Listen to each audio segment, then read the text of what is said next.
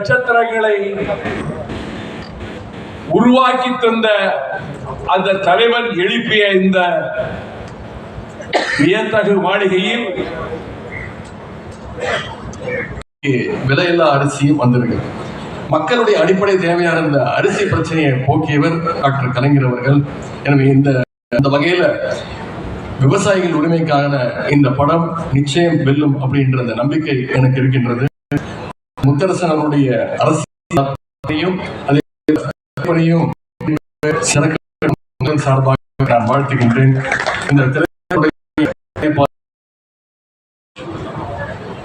இசை மற்றும் ட்ரைலர் வெளியீட்டு விழாவிற்கு தலைமை ஏற்று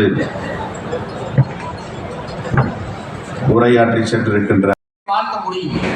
இரண்டாவது, இந்த நஞ்சை நிலங்களை பாதுகாப்பது என்பது மிக மிக முக்கியமான ஒன்று. நாட்டுடைய ஜனத்தொகை என்பது உயர்ந்து கொண்டே இருக்கிறது.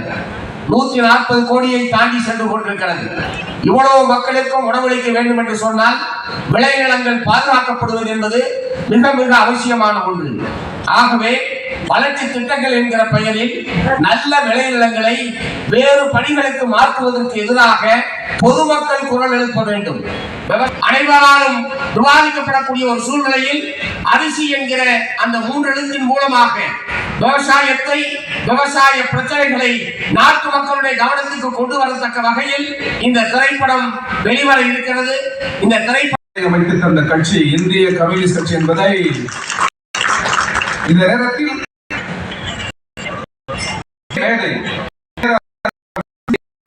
மேடையில் நான் அதை பதிவு செய்கிறேன்.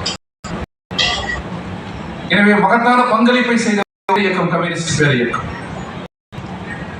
திரையுலகை, இலக்கியம், இடதுபக்க வேண்டும் என்று நாங்கள் துடிக்கிறோம்.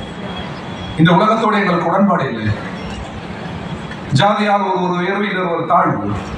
பல கோடி பேர் உழைக்கிற சிலர் வைத்துக் கொள்கிறார்கள். ஆண் உயர்வு, பெண் தாழ்வு, பெரிய நாடு, சிறிய நாடு, அடக்கப்படுகிறவர்கள் அடக்குமுறைக்கு உள்ளாகிறவர்கள்.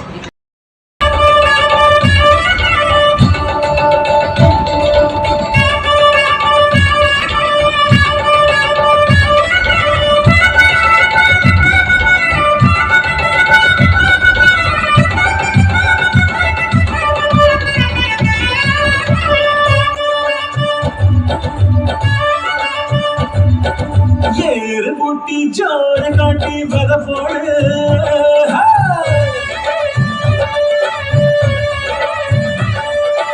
ஏறு குட்டி ஜோறு காட்டி வெத போடு, கூரை குட்டி உறவ காட்டி பண்பாடு.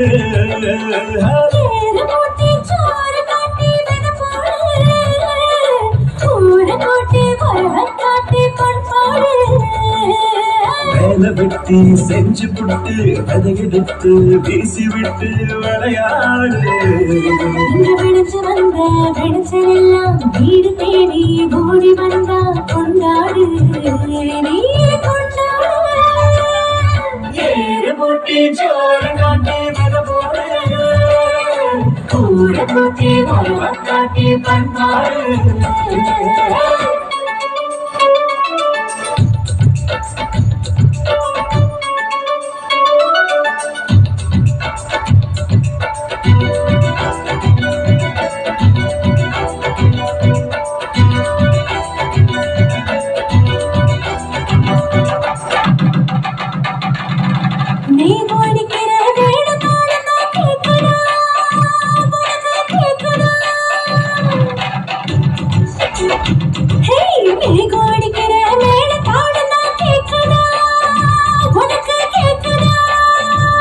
அந்த தாளத்துக்கு ஏத்த பாட்டு படிச்சு நீ இழுப்பதா, மனசை இழுப்பதா, கொட்டி கொட்டி அடிக்கும்.